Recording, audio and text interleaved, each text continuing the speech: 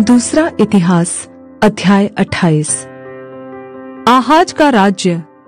जब आहाज राज्य करने लगा तब वह 20 वर्ष का था और 16 वर्ष तक यरूशलेम में राज्य करता रहा और अपने मूल पुरुष दाऊद के समान काम नहीं किया, जो यहोवा की दृष्टि में ठीक था, परंतु वह इस्राएल के राजाओं की सी चाल चला और बाल देवताओं की मूर्तियां ढलवाकर बनाई और हिन्नोम के बेटे की तराई में धूप जलाया और उन जातियों के घिनौने कामों के अनुसार जिन्हें यहोवा ने इस्राएलियों के सामने देश से निकाल दिया था, अपने बच्चों को आग में होम कर दिया।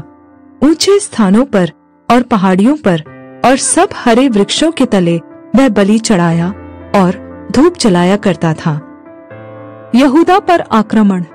इसलिए उसके परमेश्वर यहोवा ने उसको अरामियों के राजा के हाथ कर दिया और वे उसको जीत कर उसके बहुत से लोगों को बंदी बनाकर दमिश्क को ले गए और वह इस्राएल के राजा के वश में कर दिया गया, जिसने उसे बड़ी मार से मारा।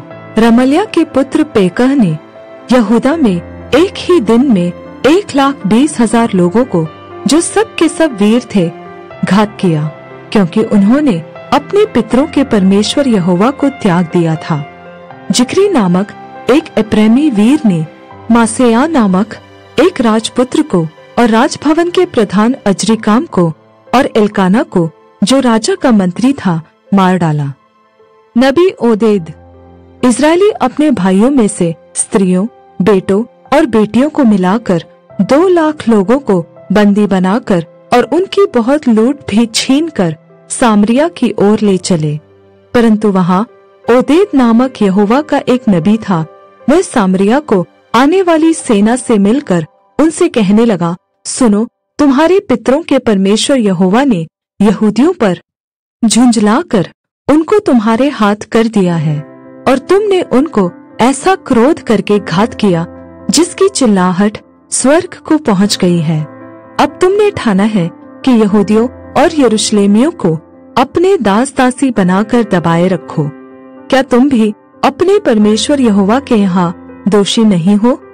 इसलिए अब मेरी सुनो और इन बंदियों को, जिन्हें तुम अपने भाइयों में से बंदी बनाकर ले आए हो, लौटा दो। यहोवा का क्रोध तो तुम पर भड़का है। तब एप्रैमियों के कुछ मुख्य पुरुष अर्थात योहनान का पुत्र अजरिया, मशीलेमोत का पुत्र बेरेक्या, शल्लूम का पुत्र यहिजकिया और हदलै का पुत्र अमासा लड़ाई से आने वालों का सामना करके उनसे कहने लगे, तुम इन बंदियों को यहाँ मत लाओ, क्योंकि तुमने वह बात ठानी है जिसके कारण हम यहोवा के यहाँ दोषी हो जाएंगे और उससे हमारा पाप और दोष बढ़ जाएगा। हमारा दोष तो बड़ा है और इस्राएल पर बहुत क्रोध भड़का है। तब उन हथियारबंदों ने बंदियों और लूट को हाकिमों और सारी सभा के सामने छोड़ दिया। तब जिन पुरुषों के नाम ऊपर लिखे हैं, उन्होंने उठकर बंदियों को ले लिया और लूट में से सब नंगे लोगों को कपड़े और जूतियां पहनाई और खाना खिलाया और पानी पिलाया और तेल मला और तब निर्बल लोगों को गधों पर चढ़ाकर यरीहो को, जो खजूर का नगर कहलाता है, उनके भाइयों के पास पहुंचा दिया। तब वे सामरिया को लौट आए।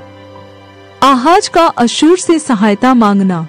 उस समय राजा आहाज ने अश्शूर के राजाओं के पास दूत भेजकर सहायता मांगी, क्योंकि एदोमियों ने यहूदा में आकर उसको मारा और बंदियों को ले गए थे। पलिस्तियों ने नीचे के देश और यहूदा के दक्षिण के नगरों पर चढ़ाई करके बेत शेमेश, अयालोन और गदेरोत को और अपने अपने गांवों समेत सोको, तिम्ना और गिमजो को ले लिया और उनमें रहने लगे थे। अतः यहोवा ने इस्राएल के राजा आहाज के कारण यहूदा को दबा दिया, क्योंकि वह निरंकुश होकर चला और यहोवा से बड़ा विश्वासघात किया। तब अश्शूर का राजा तिग्लत-पिलेसेर उसके विरुद्ध आया और उसको कष्ट दिया, दृढ़ नहीं किया। आहाज ने तो यहोवा के भवन और राजभवन और हाकिमों के घरों में से धन निकालकर अश्शूर के राजा को दिया, परंतु इससे उसको कुछ सहायता न हुई। आहाज के पाप और उसकी मृत्यु। क्लेश के समय राजा आहाज ने यहोवा से और भी विश्वासघात किया। उसने दमिश्क के देवताओं के लिए, जिन्होंने उसको मारा था, बलि चढ़ाया, क्योंकि उसने यह सोचा कि अरामी राजाओं के देवताओं ने उनकी सहायता की, तो मैं उनके लिए बलि चढ़ाऊंगा कि वे मेरी सहायता करें। परंतु वे उसके और सारे इज़राइल के पतन का कारण हुए। फिर आहाज ने परमेश्वर के भवन के पात्र बटोरकर तुड़वा डाले और यहोवा के भवन के द्वारों को बंद कर दिया और यरूशलेम के सब कोनों में वेदियां बनाई।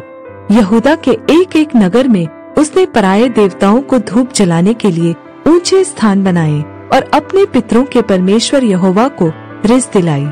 उसके और कामों और आदि से अंत तक उसकी पूरी चाल चलन का वर्णन यहूदा और इज़राइल के राजाओं के इतिहास की पुस्तक में लिखा है। अंत में आहाज मरकर अपने पुरखाओं के संग जा मिला और उसको यरूशलेम नगर में मिट्टी दी गई, परंतु वह इज़राइल के राजाओं के कब्रिस्तान में पहुंचाया न गया और उसका पुत्र हिजकिय्याह उसके स्थान पर राज्य करने लगा।